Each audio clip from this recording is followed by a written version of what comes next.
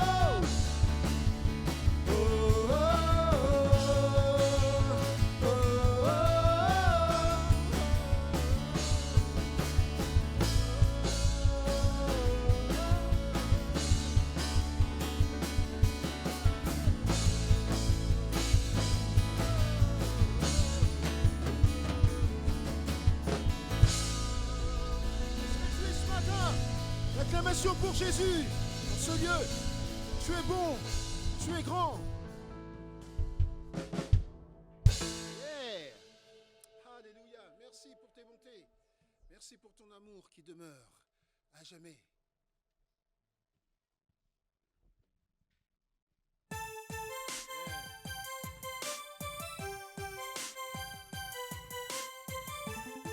pour cet amour infini qui ne faiblit jamais. On va proclamer ça ce matin. Oh, oh, oh.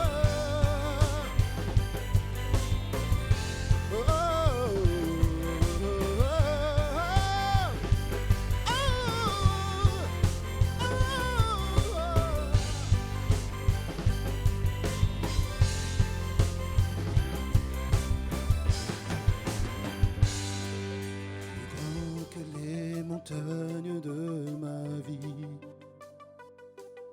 plus fort que la puissance de la mort, constant dans les épreuves et dans le temps, car une chose demeure, une chose demeure. Ton amour infini jamais n'abandonne, jamais ne faiblit pour moi. Ton amour infini jamais n'abandonne, jamais ne faiblit pour moi. Ton amour infini jamais n'abandonne, jamais ne faiblit pour moi. Pour moi.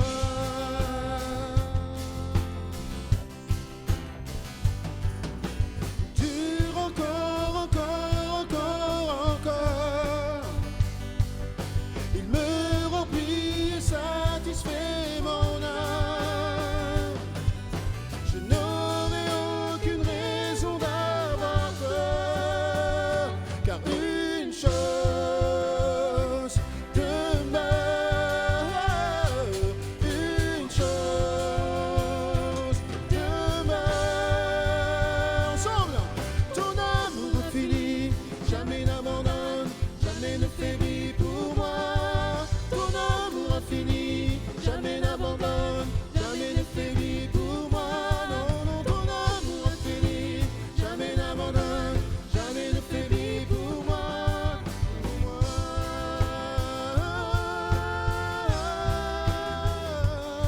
Pour moi.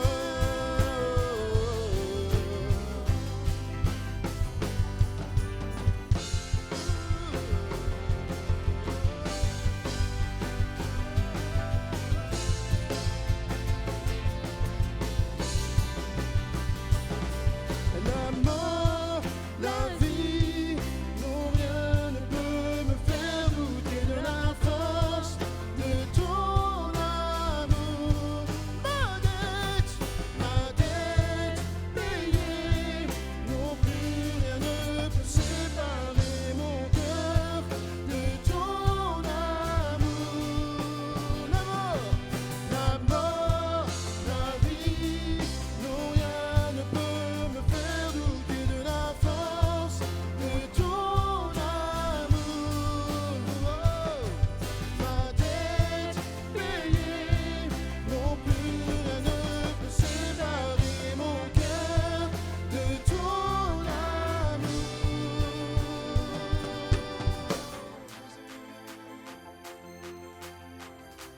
Je me remplis de reconnaissance pour cet amour parfait, cet amour qui ne faiblit jamais, cet amour qui ne nous abandonne jamais. Alléluia. Célèbre ton Dieu ce matin, réjouis-toi dans sa présence, dans l'amour de Jésus. On y va. Ton amour infini jamais n'abandonne, jamais ne faiblit pour moi. Ton amour infini jamais n'abandonne, jamais ne faiblit pour moi. Non, non, ton amour infini jamais n'abandonne, jamais ne faiblit pour moi. Pour moi. Allez, prends-le pour ta vie, dis ton amour infini jamais n'abandonne, jamais ne faiblit pour moi. Ton amour infini jamais n'abandonne, jamais ne faiblit pour moi. Non, ton amour infini jamais n'abandonne, jamais ne faiblit pour moi. Pour moi. On prend une dernière fois ensemble. Oh, ton amour infini jamais n'abandonne, jamais ne faiblit pour moi. Ton amour infini jamais n'abandonne, jamais ne faiblit pour moi. Ton amour infini jamais n'abandonne, jamais ne faiblit pour moi.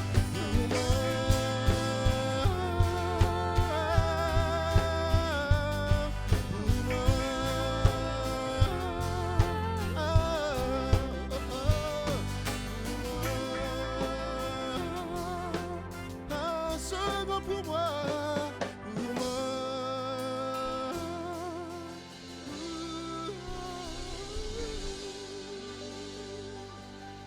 Alléluia. Alléluia. Merci pour ton amour, Jésus. Est-ce qu'on peut dire merci, Jésus, pour son amour? Merci à Jésus pour cet amour si parfait, si inconditionnel, qui ne dépend pas des circonstances. Cet amour, il est là, quoi qu'il arrive. Et même si je m'éloigne de toi, cet amour, il est encore là.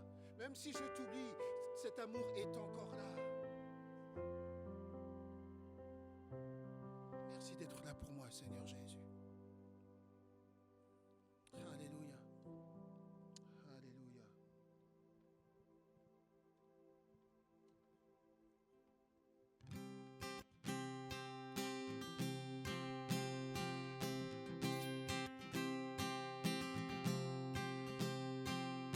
Quittant la gloire de ton ciel, tu es venu sur terre. Fils aimé du Dieu éternel, tes bras tu as ouverts. Ta grâce a bouleversé le cours de notre humanité. Nous crions ensemble, victoire, Christ est la lumière du monde, que sa gloire recouvre la terre, puissance infinie qui libère.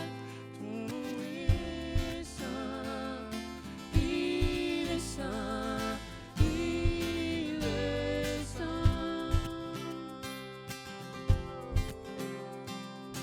Tous les fils et les filles du roi entonnons chaque jour un hymne de gloire et de joie, célébrant son amour. Les nations de la terre s'inclineront devant le Père, chanteront ensemble, Victoire, Christ est la lumière du monde, que sa gloire couvre la terre, puissance infinie qui libère.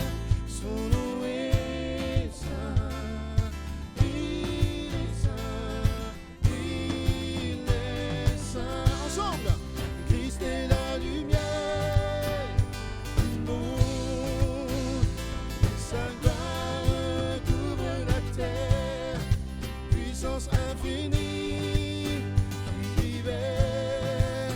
Son nom est saint,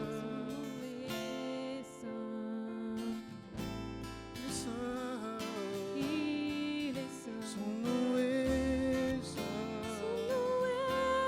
saint, il est saint. Chantons son nom est saint, il est saint. On chante encore une fois. Oh, son nom est saint, il est saint, il est saint. Christ est la lumière du monde, que sa gloire couvre la terre, puissance infinie qui libère. Son nom est saint,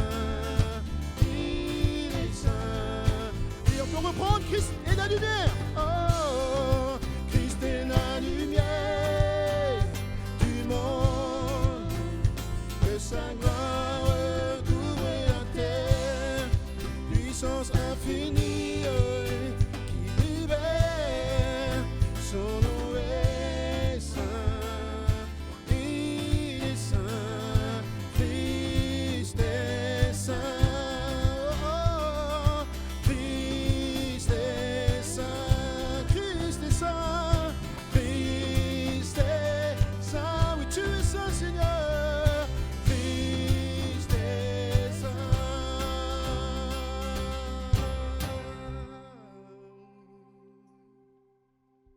Alléluia, tu es saint, tu es la lumière, tu es amour. Merci Jésus pour qui tu es. Bonjour à tous pour cette journée particulière, parce qu'aujourd'hui c'est Pentecôte, un jour important pour tous les chrétiens.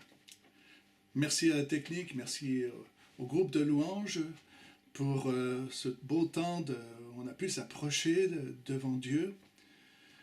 Au niveau de l'Église, eh bien, nous sommes en train de préparer la possibilité d'avoir des cultes avec des dispositions particulières, mais nous vous tiendrons informés plus tard.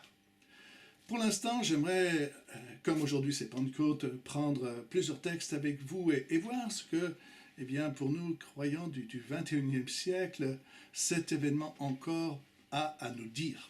Voilà, j'aimerais lire avec vous dans Actes au chapitre 1er et au verset 4, nous lisons. Actes chapitre 1er, verset 4, « Comme il se trouvait avec eux, c'est Jésus, il leur recommanda de ne pas s'éloigner de Jérusalem, mais d'attendre ce que le Père avait promis. Ce que je vous ai annoncé, leur dit-il. Car Jean a baptisé d'eau, mais vous, dans peu de jours, vous serez baptisés du Saint-Esprit. » Alors les apôtres réunis lui demandèrent, « Seigneur, est-ce en ce temps que tu rétabliras le royaume d'Israël ?» Il leur répondit, « Ce n'est pas à vous de connaître les temps ou les moments que le Père a fixés selon sa propre autorité. Mais vous recevrez une puissance, le Saint-Esprit survenant sur vous, et vous serez mes témoins, à Jérusalem, dans toute la Judée, dans la Samarie et jusqu'aux extrémités de la terre. Amen. » Et puis un autre texte, c'est dans Actes au chapitre 2 et au verset 1er. C'est quelques jours plus tard, après ces paroles que Jésus a données à ses disciples. Nous sommes le jour de la Pentecôte. Acte 2, verset 1er, il est écrit que le jour de la Pentecôte, ils étaient tous ensemble dans le même lieu. Tout à coup, il vint du ciel un bruit comme celui d'un vent impétueux, et il remplit toute la maison où ils étaient. Des langues semblables à des langues de feu leur apparurent, séparées les unes des autres, et se posèrent sur chacun d'eux. Et ils furent tous remplis du Saint-Esprit et se mirent à parler en d'autres langues selon que l'Esprit leur donnait de s'exprimer. Amen. Voilà une belle, un beau moment, on va dire une belle expérience quand même, qui est là et qui va toucher tout ce groupe de personnes qui sont réunies. Alors, j'aimerais voir avec ces 10 textes que nous avons lus ensemble, voir ce que nous pouvons recevoir de ces textes. Et j'aimerais déjà commencer par un point qui me semble important. C'est qu'en fin de compte, la Pentecôte, au cœur de la Pentecôte, il y a l'œuvre de la croix, il y a l'œuvre de Jésus. Sans la croix, sans la mort et la résurrection de Jésus et son ascension auprès du Père, il n'y a pas la Pentecôte, il n'y a pas l'effusion du Saint-Esprit comme elle est décrite dans Actes au chapitre 2. D'ailleurs, quand, suite à cet événement, des hommes vont venir auprès de Pierre, lui demander ce qu'il en est, Pierre va leur dira, toujours dans Actes au chapitre 2, verset 33, il est écrit, élevé par la droite de Dieu, il a reçu, en parlant de Jésus, du Père, le Saint-Esprit qui avait été promis, et il l'a répandu, comme vous le voyez et l'entendez. Amen. Donc Pierre fait le lien entre le baptême dans le Saint-Esprit et Jésus. C'est Jésus qui envoie le Saint-Esprit, c'est Jésus qui est auprès du Père. Et en fin de compte, être baptisé du Saint-Esprit confirme aussi la présence de Jésus auprès du Père. Le Saint-Esprit vient du ciel, vient de la présence même de Dieu. Alors, dans les textes que nous avons lus ensemble, j'aimerais m'intéresser à la première partie de Actes au chapitre 1er, où Jésus dit à ses disciples qu'ils vont recevoir une puissance, le Saint-Esprit, pour qu'ils soient des témoins. Il leur dit, il faut que vous attendiez à Jérusalem, et une fois que vous aurez revêtu du Saint-Esprit, vous pourrez être des témoins. Alors, que vont-ils faire? Eh bien, il est écrit au verset 14, « Tous d'un commun accord persévéraient dans les prières avec les femmes et Marie, mère de Jésus, et avec les frères de Jésus. » Ils vont se réunir dans cette chambre haute, et là, ils vont attendre. Mais ils vont attendre, ils ne vont pas être oisifs, ils vont attendre et persévérer dans les prières. C'est-à-dire qu'ils vont chercher Dieu, ils vont s'entretenir intérieurement pendant des jours et des jours, en attendant que la promesse se fasse. Ils vont préparer leur cœur. Si vous voulez être baptisé du Saint-Esprit, il faut préparer son cœur.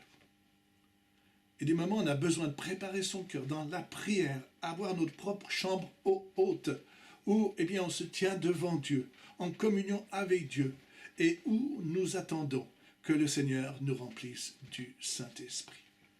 Ils persévéraient dans les prières, ils vont pas baisser les bras, ils ne savent pas comment les choses vont se passer, parce qu'il semble qu'on n'a pas d'explication, il semble que Jésus n'aurait pas dit comment les choses allaient se passer, il leur a dit simplement qu'ils vont recevoir la promesse. Il est écrit que tous d'un commun accord, ils sont d'accord, ils sont là ensemble. Il me semble que rechercher la présence du Saint-Esprit avec un cœur qui est partagé, avec un cœur qui en veut peut-être aux autres, qui est en désaccord avec les autres, on peut pas ça ne peut pas faire. Et en fin de compte, il est écrit c'est là dans un commun accord. Ils sont dans l'unité. Ils cherchent la présence de Dieu. Ils attendent la promesse de Dieu. Ils sont dans l'unité. Ils sont bien sûr dans l'obéissance. Pourquoi sont-ils dans cette chambre haute? Pour recevoir la promesse. Pour recevoir l'action du Saint-Esprit dans leur vie. Pour être des témoins. Et comme Jésus leur a dit d'attendre, ils attendent, ils sont dans l'obéissance. Un cœur obéissant permet à Dieu d'agir. Ils sont là dans l'attente. Et bien sûr, ils sont dans le désir, la soif de servir Dieu, d'être des témoins, de partir après, annoncer l'évangile, annoncer la bonne nouvelle. Ils ne recherchent pas une expérience, comme des fois, malheureusement, on cherche l'expérience du baptême dans le Saint-Esprit. Ce qu'ils veulent, c'est être des témoins. Il me semble que si nous voulons être baptisés du Saint-Esprit, ce n'est pas l'expérience qu'on recherche. C'est le désir en premier de plaire à Dieu, d'être des témoins. Le désir d'être rempli du Saint-Esprit pour entrer dans le service de Dieu, pour rendre témoignage au monde. Là est une bonne motivation pour recevoir le Saint-Esprit et la promesse. Et cette promesse, elle est pour nous aujourd'hui et pour tous ceux que le Seigneur appellera, comme dira Pierre le jour de la Pentecôte. Alors, toujours dans la suite de ces événements, de ce que nous avons lu, le jour de la Pentecôte, ils sont 120 dans cette chambre haute. Mais en même temps, il y a d'autres personnes à Jérusalem. Des gens qui sont venus de toutes les nations pour adorer Dieu. Il y a aussi un autre événement à Jérusalem, une fête religieuse. Et là, des hommes sont venus pour adorer Dieu. Et en fin de compte, il y a deux réunions, on va dire. Une réunion qui est selon la loi de Moïse, et une autre réunion où ils attendent d'être baptisés du Saint-Esprit, les 120, les disciples de Jésus. Et le Saint-Esprit se dirige dans cette chambre haute et remplit, comme nous l'avons vu, des langues de feu et se mettent à parler en d'autres langues. Et en lisant un peu plus loin, vous allez voir que la multitude qui est là à Jérusalem entend ce qui se passe. D'ailleurs, ils font du bruit. Il est écrit que, or, il y avait en ces jours à Jérusalem des Juifs, hommes pieux de toutes les nations qui sont sous le ciel. Au bruit qui eut lieu, la multitude accourut et elle fut confondue parce que chacun les entendait parler dans sa propre langue. Lorsque les disciples sont baptisés du Saint-Esprit, ils se mettent à parler des langues qu'eux ne connaissent pas. Mais en fin de compte, les gens qui sont là, les hommes pieux qui sont venus, et là on voit toute la bonté de Dieu, les hommes pieux qui sont venus comprennent ce que disent les disciples. C'est miraculeux, c'est exceptionnel.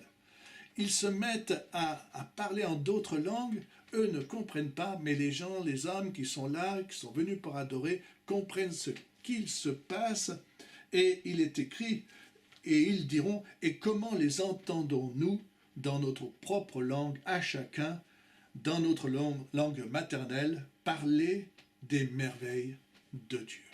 C'est là, vous retrouverez ce texte dans Actes chapitre 2, versets 8 à 11. Ils sont interpellés parce qu'en premier, ils les entendent parler dans leur langue maternelle, mais en plus, ces hommes entendent les disciples de Jésus parler des merveilles de Dieu, et ces gens sont sensibles à ce qui est dit. Ce sont des hommes pieux, ils sont sensibles aux paroles que les disciples apportent. Eux ne savent pas, mais ils disent des choses merveilleuses, ils parlent des merveilles de Dieu. Et j'imagine que ces hommes qui sont là, qui entendent ce qui est dit, ils sont touchés dans leur cœur. Ils se posent des questions quant à ce qu'il se passe réellement. Et c'est vrai que ce jour est un jour exceptionnel. Dieu s'adresse, on va dire, dans notre texte, à tous ces hommes. Il est écrit qu'en fin de compte, ils vont parler des langues, il y a plusieurs langues qui sont mentionnées, des langues des nations qui sont là. En fin de compte, Dieu veut s'adresser à tous ces hommes qui sont présents. Le baptême de l'Esprit apporte, on va dire, la réconciliation. Dieu veut parler aux hommes. Le message de l'Évangile est un message de réconciliation. Et c'est les disciples qui sont remplis du Saint-Esprit, en fin de compte, s'adressent à ces hommes qui sont là, et il y a là un message pour eux. La Pentecôte est un événement qui veut unir les hommes, qui veut réconcilier les hommes entre eux. Cette réconciliation me fait penser à un autre événement dans la Bible. C'est le récit de la tour de Babel. Beaucoup connaissent l'histoire de Babel. C'est un événement tout à fait particulier. Dans Genèse, au chapitre 11, verset 1er à verset 10, vous pourrez le lire chez vous, vous verrez que les hommes de cette génération décident de construire une ville, une grande tour, ils vont faire des briques, ils vont les lier, le ciment va être du bitume, et ils se disent, on va construire une tour qui va toucher le ciel, ils se disent, on va faire un nom, on va avoir notre propre nom, et en fin de compte, ils veulent être ensemble dans un projet bien particulier, et Dieu, voyant cela, va intervenir et confondre les langues. À tel point que les langues, les hommes n'arrivent plus à se comprendre, et le projet des hommes s'arrête, la construction de cette ville, de cette tour s'arrête, et ils vont se disperser. Dieu a voulu, dans cet acte, de confondre les langues, de transformer les langues, de faire que les hommes ne se comprennent plus, les arrêter dans un projet qui n'était pas bon pour eux, qui les éloignait encore plus de Dieu. Ces hommes savaient ce que Dieu avait demandé parce qu'ils venaient de la génération de Noé. Et Dieu avait dit à Noé de se multiplier, de remplir la terre, de se disperser, et ces hommes ne sont pas prêts à le faire. Mais Dieu, la volonté de Dieu, la Bible nous dit qu'elle est bonne, et la volonté de Dieu était bonne, et ce projet des hommes n'était pas bon. Alors ils sont là, ils vont être dispersés, parce qu'en fin de compte, ils n'arrivent plus à se comprendre. Pentecôte apporte une multitude de langues, et aussi la possibilité aux hommes de se comprendre, de pouvoir se parler entre eux. Les 120 qui sont là le jour de la Pentecôte, ils ils reçoivent l'Esprit Saint sur leur vie, ils reçoivent la puissance du Saint-Esprit, mais ils sont là aussi parce qu'ils veulent faire la volonté de Dieu. La Pentecôte marque la naissance de l'Église par le Saint-Esprit, d'un peuple nouveau, d'un peuple qui est prêt à accepter la volonté de Dieu, qui est prêt à se disperser dans le monde. Et Jésus leur avait dit, et vous serez mes témoins à Jérusalem et jusqu'aux extrémités de la terre. Ils sont prêts à faire la volonté de Dieu. Si vous voulez être baptisé du Saint-Esprit, il faut aussi accepter que Dieu vous utilise là où il veut vous utiliser. Et en fin de compte, ces hommes sont là et ils se laissent remplir du Saint-Esprit parce qu'ils sont aussi prêts à faire la volonté de Dieu, à se laisser conduire par ce que Dieu veut pour leur vie. À la Pentecôte, Dieu crée un peuple nouveau, un peuple qui se laisse remplir du Saint-Esprit. Alors, l'Église, pour ce qui me concerne, l'Église est l'Église. Quand elle montre au monde qui est autour, eh bien, ce peuple nouveau qui se laisse conduire par l'Esprit de Dieu, qui vit sous l'impulsion du Saint-Esprit. Souvenez-vous, Jésus a dit, vous recevrez une puissance et vous serez mes témoins. Alors, souvent, ce mot puissance, on le limite à l'expression des dons spirituels, à la guérison, au parler en langue, au prophétisme, au miracle, et ce mot puissance contient tout cela. Et il me semble que c'est important qu'on soit des témoins puissamment armés. Mais on oublie aussi que pour être un témoin puissant, il faut aussi des qualités intérieures pour tenir bon et pour aller dans le monde, pour témoigner de l'Évangile, pour faire face aux situations, à des témoins qui savent s'adapter aux cultures, des témoins qui savent être accueillants avec les hommes de cultures différentes, de façons de voir différentes, qui savent aussi, qui acceptent les épreuves qui viennent, les combats qui viennent du témoignage, qui acceptent de persévérer, parce que des moments rendre témoignage demandent, c'est pas facile, travailler, servir pour Dieu n'est pas facile, il faut de la persévérance, et être un témoin, il y a des qualités de cœur qu'il faut avoir, qui sont nécessaires pour être ces témoins que Jésus veut voir en chacun de nous. Et j'aimerais vous parler d'un autre aspect aussi du baptême du Saint-Esprit. Je crois que le baptême du Saint-Esprit, c'est une qualification spirituelle où Dieu nous âme spirituellement, mais c'est aussi une autre qualification où Dieu nous donne des qualités qui nous permettent de persévérer et d'être des témoins dans ce monde. Je pense que l'Esprit veut nous conduire dans cela. Le Saint-Esprit veut nous conduire dans cela. J'aimerais parler de l'amour. L'amour est important.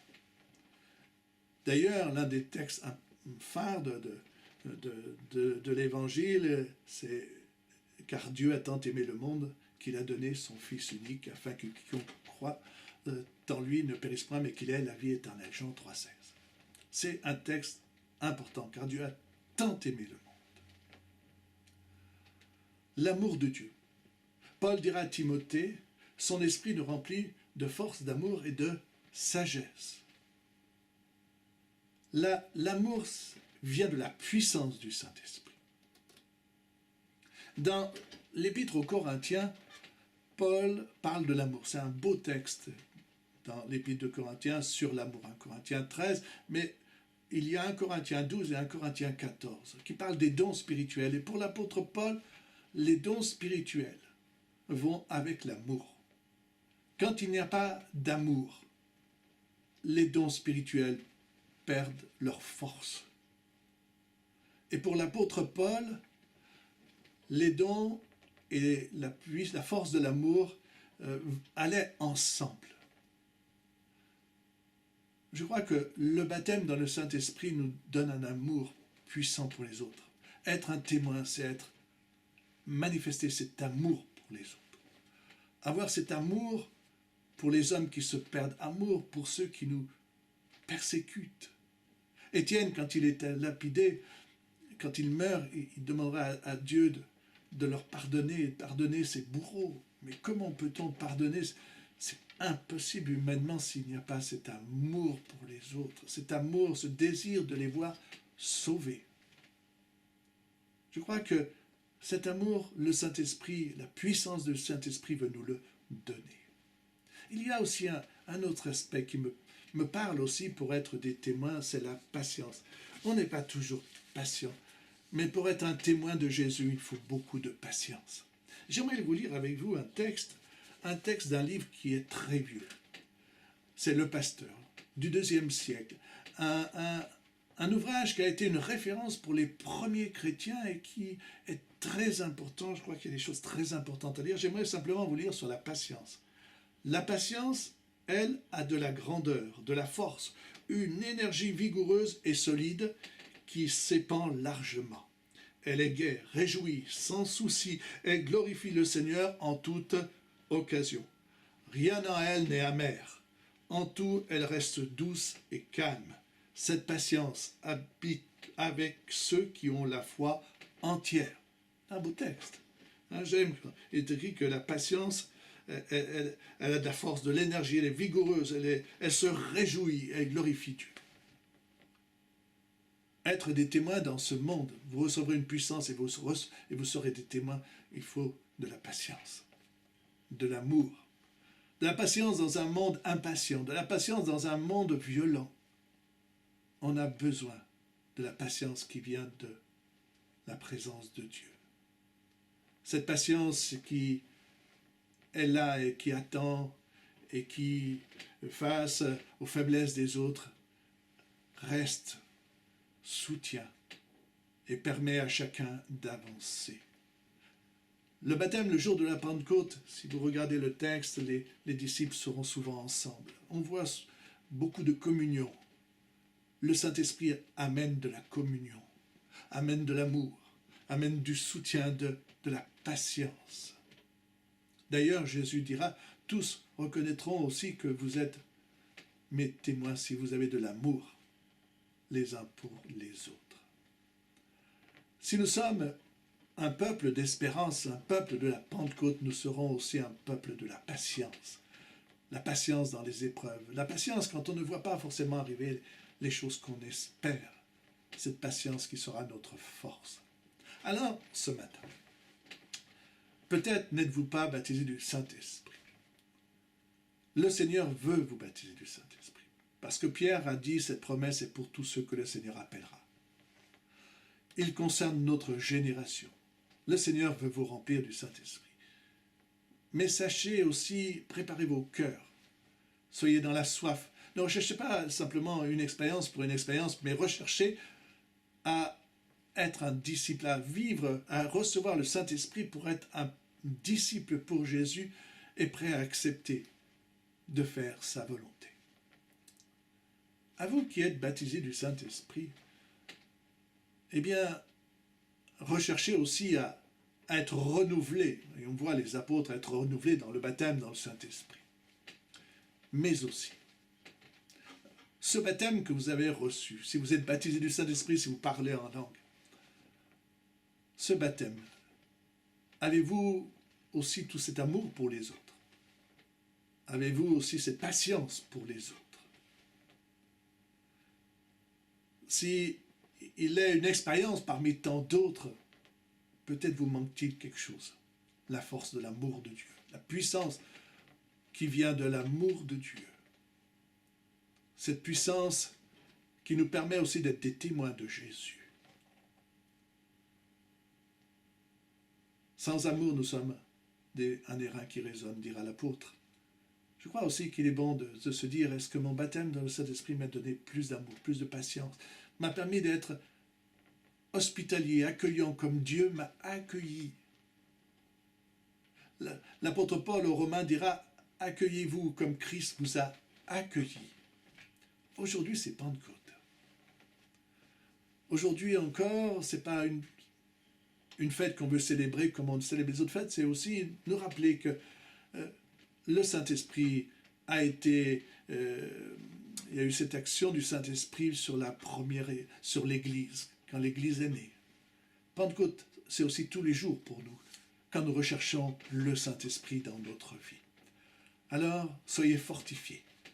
Recevez le Saint-Esprit dans votre vie. Recevez les dons spirituels qui transforment nos capacités, qui nous donnent des possibilités nouvelles, mais aussi qui transforment aussi notre cœur, notre caractère, nos dispositions intérieures. Que le Seigneur vous bénisse et à très bientôt.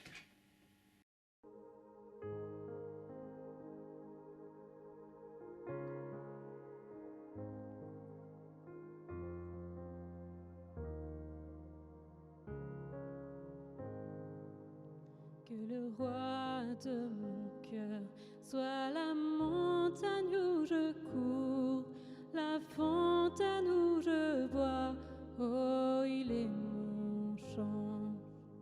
Que le roi de mon cœur soit l'ombre où je me cache, la rançon pour ma vie, oh, il est mon chant.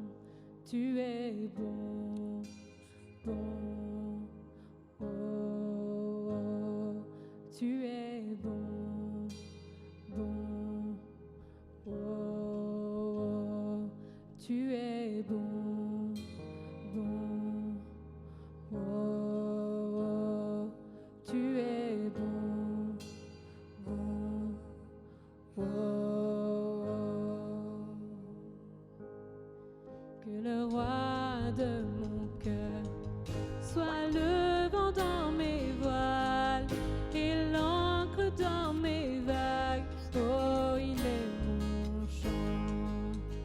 Que le roi de mon cœur soit le feu dans mes veines et l'écho de mes jours, oh, il est mon chant. Tu es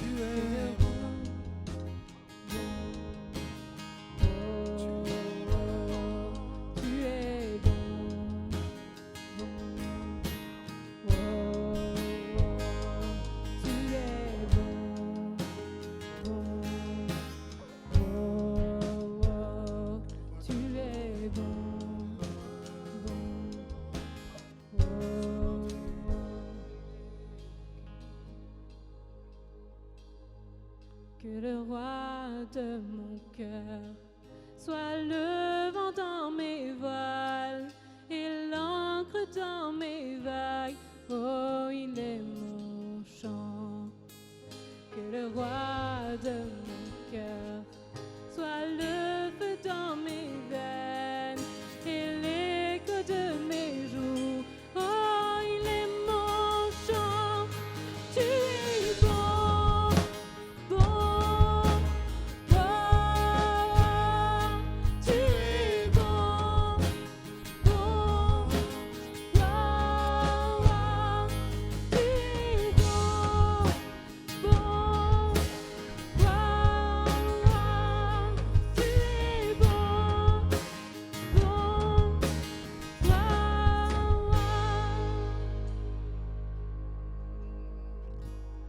Tu n'abandonneras, ne m'abandonneras jamais. Tu n'abandonneras, ne m'abandonneras jamais. Tu n'abandonneras, ne m'abandonneras jamais. Tu n'abandonneras, ne m'abandonneras jamais. Tu n'abandonneras, ne m'abandonneras jamais. Tu n'abandonneras, ne m'abandonneras jamais. Non, non, tu n'abandonneras, ne m'abandonneras jamais. Oh, tu n'abandonneras, ne m'abandonneras. On dit ensemble, Seigneur, tu es bon.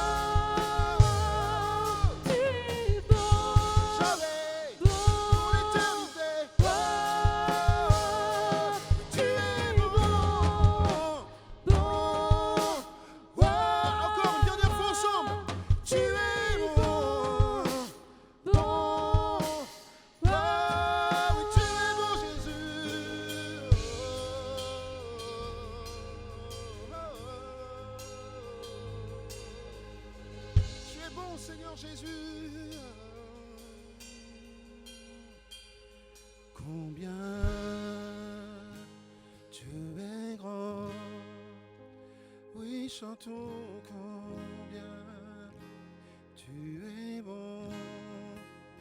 Tous verront combien tu es bon. Jésus, tu es grand. Combien Dieu est grand.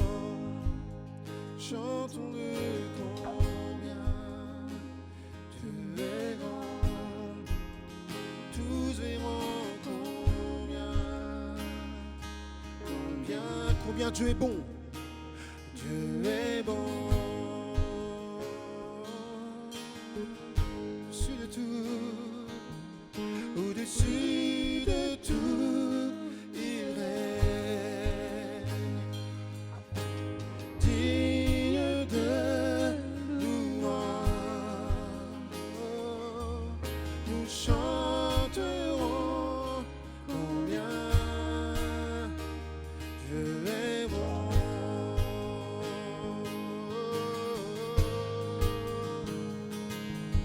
Au-dessus de tout, il règne. Digne de louange, nous chanterons combien Dieu est bon. Combien Dieu est bon. Au-dessus de tout, il règne. Au-dessus de tout, il règne. Oh, digne de louange, nous chanterons combien Dieu est bon. De tout mon être, s'élève un chant. De tout mon être, alors s'élève un chant. Dieu Dieu d'amour, que tu es grand. De tout mon être, alors s'élève un chant. Dieu d'amour,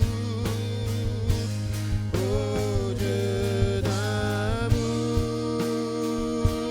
que tu es grand. Tu es grand, Seigneur.